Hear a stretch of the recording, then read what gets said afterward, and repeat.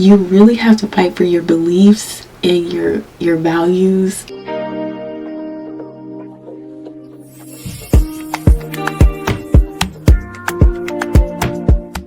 Hey you guys, welcome back to another video, and today I want to talk about the difference between school and real world life as a dental hygienist. So I've been practicing as a dental hygienist for about 6 months now, and I've had about 2 jobs so far within my 6 months. I can tell you that school and working out in the field is completely different.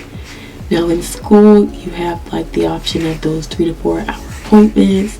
You have your teachers there to help you every step of the way. So if you're like unsure of something, they're close by to help you. Or if you can't get a piece of calculus by yourself, your teachers they're there to help you remove that calculus. Like in school, I felt like super anxious prior to going to class because they would literally hover over us during like our cleanings and stuff like that. And then we also had like competencies, which made me even more anxious, which is it's a good thing because they want to make sure like our skills are up to par, but it can make you feel really anxious. Another thing about being a dental hygienist in school was that you didn't have to like figure out clinic on your own. You and your instructor always came up with like a game plan to get yourselves through clinic. So like your cleaning methods, you didn't have to figure that out on your own, like what to use, what injections to use on your patients, or what injections to give to your patients. You had those long appointments to just scale 1 to 2 quadrant per appointment, which I'm kind of missing. I miss those long appointments because I feel like I can't get everything done in like 45 minutes to an hour appointment. Like I feel like out in the real world, my patients, it's not saying like my cleaning methods aren't like the best, but I feel like I can't give my patients like a good thorough cleaning in just like 45 minutes or an hour. Like that's just not ideal. And just coming from like those 3 to 4 hour appointments, you can really like take your time, clean, make sure you've gotten every piece of calculus. Sometimes it's just like, dang, I just can't. Like I'm gonna just quickly go over it, and then my patients are coming back in 6 months. It sounds wrong, but they come back and you can get the remaining calculus at the next visit. But it's really hard. And now that I'm looking back on it, I do like miss that part of school, but I don't miss the schoolwork because it was intense. Hygiene school was intense. I do not recommend going through that process twice, but I do miss those longer appointments. And then out in the real world, you have to deal with unethical practices from like your coworkers and and the doctor. Some offices are just too cheap to get you what you need. Some things that need to be thrown out that can't be reused again will get sterilized and used again. It's just the money grab aspect of the real world is really getting me. Because you have dentists that want to be ethical and want to give patients the best possible care, and then there are dentists where they're just really thinking about money and that's it. Like, what can I get out of this patient to get the most amount of money? And then when it comes to insurance, like if you have the best insurance, they're gonna figure out a way to get you all the treatment needed done in those next couple appointments, which I don't like. That's just not my thing. Like if my patients don't need it, then I'm not gonna recommend it. Like I will do the cleaning and go over OHI, and that'll be it. But I will not recommend products to my patients knowing that they don't need it. Also in the real world, the rules and guidelines are different everywhere you go. So like the stuff you learned in school, out in the real world, people may not follow those rules. Like the barriers, for me, when I first went out and practiced at my first office, there were barriers on some things. Some people aren't big on like plastic everywhere.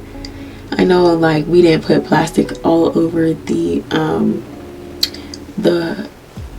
arm part of the table part of I don't know what it's called, but the table part of the hygiene chair wasn't covered like how it was covered in hygiene school, and then the overhead light wasn't really covered. In my current office, I don't have an overhead light. Like, I was forced to get loops because there was no overhead light, and I'm used to the overhead light, so it took me a minute to adjust to that. But like, the arms to the overhead light was covered, but in the head, like in the real world, like barriers were a necessity to some practices, which was kind of a shock to me. And then PPE, everyone follows the different rules for PPE, but remember, you're your own person, so if you want similar PPE for yourself out in the real world or wherever you practice, fight for that. Some offices don't give out breaks. They have hygienists working through their lunches. My last office was big on breaks because they was kind of cheap, but they were big on lunches. Like, if you weren't doing anything, like, I wouldn't say like throughout the day you were busy. Like, my first job, I worked at a pediatric office, and it was a huge jump from like 3 to 4 hours to 45 minutes. Like, every patient was 45 minutes, and I felt like the 45 minutes were okay with the younger patients, but when you got to like the kids over 18, even with like the teens, so like the 13s and up, like, they would have more stuff going on, and I just felt like 45 minutes wasn't enough.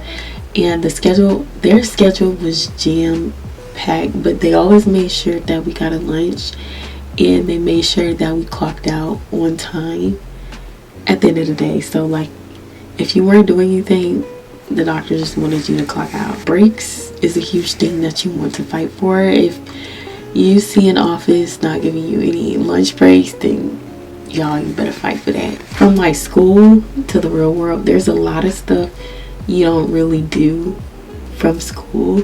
So like, there's calculus detection, the full head neck exam, the intraoral extraoral exam. That part is done by the doctor. Like, the oral cancer screening we don't do, they do. Like, examining of like the inside of the mouth, the throat, like the head, the neck, the doctor does. That cuts down a lot of like things that need to be done in the appointment. So the flow of my appointments are like the greetings, and then the health history, and then like, I'll ask them if they have like any concerns, if they're in pain. We'll do x-rays. I'll either do perio chart first or do it last, depending on like how I'm feeling or like how clean the patient's mouth is. And then like, I'll clean, polish, sometimes somewhere in between there, discuss oral hygiene. And that's another thing, the oral hygiene instruction is like this, like, it's quick. And I usually like to do that like while I'm in the mouth, and then at the end while I'm scheduling their appointments, just so they know like the severity of their mouth and like what they can be doing better, what they're doing good. A lot of things from school is like quick. Like, x-rays are quick, and x-rays are different like everywhere you go. For me at my office, because they're greedy, they do x-rays at every visit. In the beginning, we were doing x-rays every other visit, which gave me like, I hate taking x-rays. It takes a lot of time, and I know that it's used to detect caries and perio, but I wish somebody else would do that for me, because I do not like to do that. I like the cleaning part, but I don't like the perio chart, and I don't like to take x-rays. I know, but I do it anyways. From school, a lot of things is cut down and squished into like either 45-minute or 10-hour appointment, depending on where you go. Like I said earlier, the rules and guidelines are different for every practice.